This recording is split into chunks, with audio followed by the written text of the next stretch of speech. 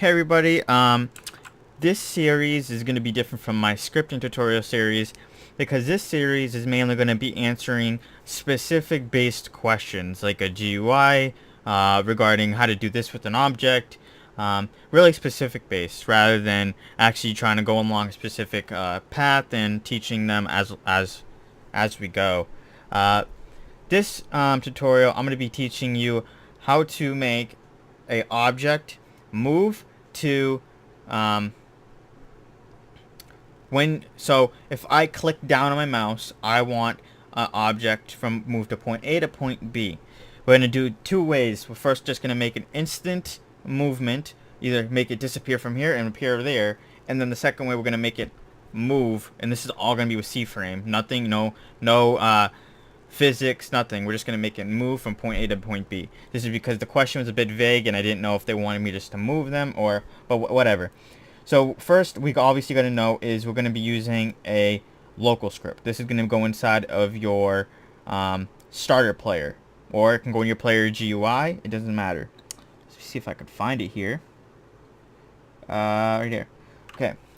So first thing we're going to do is create the object, okay? Player equals game.players.local player. Now we're just creating a variable called player, so we don't have to always type that out. And then we're going to call a local the mouse. Mouse equals player get mouse, okay? So we have the mouse and we have the player. If you look at my previous tutorial videos, I showed you what mouse was. It basically is the whole entire keyboard. So basically when we have our player and we have our mouse, we're going to create the object instance.new part. We're going to anchor it because whenever you're dealing with C-frame, you're always going to anchor the part. You're never going to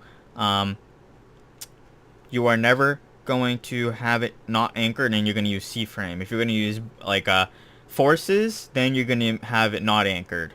Anchored is always with C-frame, pretty much. Part.can collide. We'll just make it false just so we can walk through it. And yes, I haven't really taught anything in the tutorial yet regarding sizes and stuff, so let's just leave it as a same brick. We're going to go inside the game and we're going to make a part, and we're going to call this part 2. And this is the let's make it better. Let's call this location. If I spelled that right. I'm gonna anchor it, move it up a little bit like that, rotate it, and I'm gonna give it a rotation too. I'm gonna make it like that, okay? And we're also gonna say local location is equal to game.workspace, and then like I told you before in the script tutorials, it's like a hierarchy. We're going into the workspace, then we're going to go to location, and it automatically finds it for me, and I press enter. So this is the location object, right? So basically, when we do part.can collide, we want to go below it, and we wanted to say we're going to make the object move from a point A to point B. So let's do part.parent equals game.workspace. So it's in the workspace. So now below, when we let me just make sure that this person, they asked for to the cursor. Okay, my bad. So let's delete location. We want to do this to the cursor, not to object. Okay. Once we have this set up, we create the object. We want to now do a event, which I believe is called button 1 down, or it might be a mouse button 1 down. Let's just check. Well, I don't want to. Let's do this. Let's go to get mouse Roblox. Let's see. Button 1 down is what it's called. So let's do mouse dot button 1 down. And since that is an event, we're going to connect it to we're gonna make this before in the previous videos we were just using a function and then we called the function with the name. Said this time we're just going to write out function and the right end. Okay, this is just because it looks a bit neater this way. So whatever's inside of this event will run. So now inside of here, we want it to move to where my cursor is. So we're going to do part.cFrame, because cFrame is a coordinate frame and also has rotation, is equal to, now we can put a thing right here, a parameter, which is called, we can call it whatever we want. I'm going to call it hit. Now, hit, if we go back here and we go to button one down, Roblox, and we find the event right here, it says, button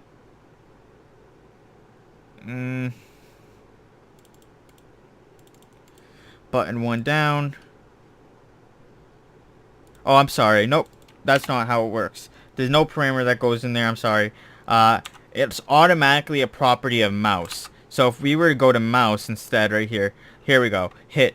It says the position of where the mouse is pointing, but it says it's a C-frame, so you don't believe that it says when it says position, it's a C-frame. Okay. So let's do local hit is equal to mouse.hit. Okay. So now what we could do with this now is we can do part.cFrame is equal to hit. Okay, so what's going to happen is whenever I click down on my mouse button, the object is going to move where my object is.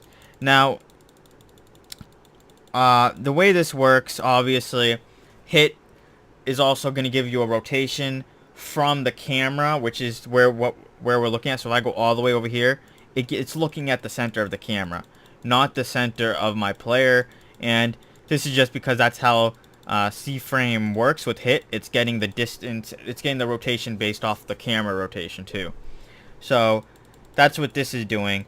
So yeah. So what if now that's pretty simple. It's moving from that point to this point. What if we wanted to make it so that it will move from that point to this point smoothly? Okay. What I'm gonna do is I'm going to create a variable right here, and I'm going to call this dbounce and set it equal to false. And then inside of here, we're going to do function, and we're going to call it, let's call it begin move. Okay. When we're beginning the move, we want to, when we call this function, we're wanting to give it a C-frame, like a position, okay? Hit, and we're going to call it hit, okay? And over here, let's write for I equals 0, 1, then 0.0 do. So it's going to go from 0 to 1 with increments of 0.1. So it's going to 0.1, 0.2, 0.3, 0.4, 0.5, 0.6, 0.7, and so on and so on. So then, after that, what we can do instead is we can do part.cFrame is equal to, okay, so now the way this works is we type in the first object we want to begin from. Then we do the colon, okay? After that, then we type in lerp, okay? And then do the function call. Basically what this is, let me just finish writing it out. After lerp, then you write the object that you have to use, I believe it's .cFrame .lerp2, and then we do hit, okay? Then we do a comma here, and then we write in I. So what this is doing is this will basically give you a position. So if I gave it 0, right? I gave the number 0. It's going to give me the very position of part, okay? If I gave it a 0.5, it's going to give me the position of halfway between the part and the point that I want it to go to. So it's going to be right. So it's imagine this being where I begin. This is where I want to end. It gives me right in the middle. If I chose 1, it will give me the part I wanted to be at, which is all the way at the end, okay? So what this does is the I will go from all the way from 0 to 1, you know, in a really slow method. So it goes in a loop, and it always does that. So if I do that, and I instead get rid of that, and I try this out, let's see if I did any errors. Oh, I did not call it. Begin move, and I give it hit. Let's see. Okay, so as you can see, now this object is now moving where I want, but there's something weird. You know, if I click really fast in multiple areas, it glitches out a lot. That's because this function is still being ran when I go on, when I click again. So it's trying to move to multiple positions at one time. So instead, if I did right here, if I wrote, let's do if debounce, then end. So we can do break. Okay. So a break basically means in a loop, it means to get out of the loop. Stop the loop. Stop doing what you're doing and just cancel everything and just get out of it. Okay. So if I check and I see debounce is true, then I want to break out of it. If it's false, then keep going. Okay. So whenever I click down, okay, I want to say debounce is equal to true. Okay, so it will cancel any previous functions, and when I call the function, I want to equal it to false. So it might be hard to understand, but let's just show you. Does that look a little bit glitchy still? Yeah, it does. Let's change 0.1 to 0.01. Okay, yep, so it should not be doing that. Let's look at the code.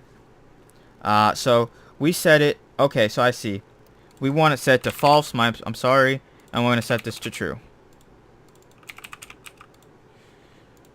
Okay. Maybe not. If it's true, then break it. So, I want to set this to false, set that to false. When it first happens, we want to set it to true.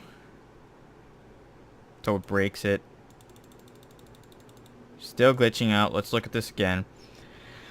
So debounce is equal to false when you first call it. If debounce, then break.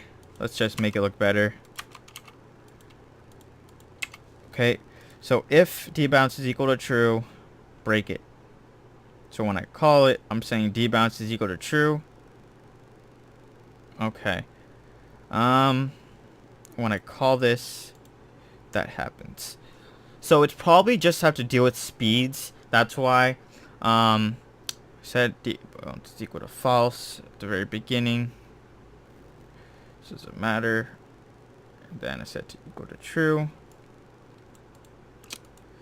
So I don't believe, let me just make that look better. Debounce is equal to false. Go through it. Do it, debounce, then break it.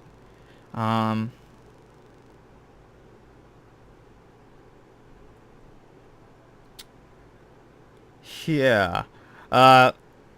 Just trying to see why it's doing that. So there's two ways we could do this. We could make it so that you can't click again unless that finished, or we can make it so that it cancels the current loop. That's what I'm trying to do here. It should be canceling this loop.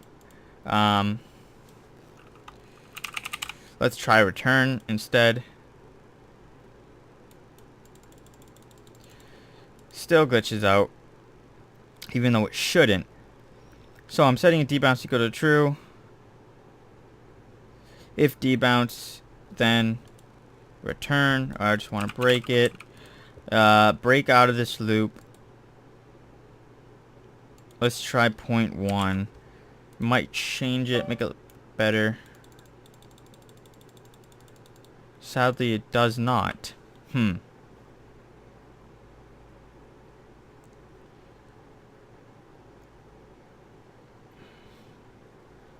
I believe it just has to deal with, just because when we are calling the function, when we call the function, multiple times, it's also setting it true. It's not getting enough time. So let's do something different then. Let's instead do it on the outside. If debounce, then end. Alright, not just because the way we have it set up right now. Okay, so that now should make it so that we cannot, whoops, when mouse button down, we want at the very end here, we want it to set it to false. We don't want it to do that yet. We want it to set to true when this function begins.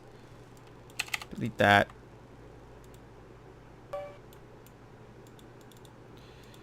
Whoops. This goes on the inside, so once it does check, then it will make it equal to true. Okay, so now this method makes it so that the function first has to finish going to that position before you can click again. Okay, as you could see, it waits until that loop is done and then goes to it. So let's change that back to 0.1 because it goes faster. As you can see now, it goes to objects where I click, and it has to first wait until the first loop is done. Probably if you want me, the person who asked this question wants me to try to make it break the loop, I can try to do that as well in the next video. But yes, this is currently how you would do it. It can make it go like that. Pretty cool. Alright, thank you guys for watching. See you next time.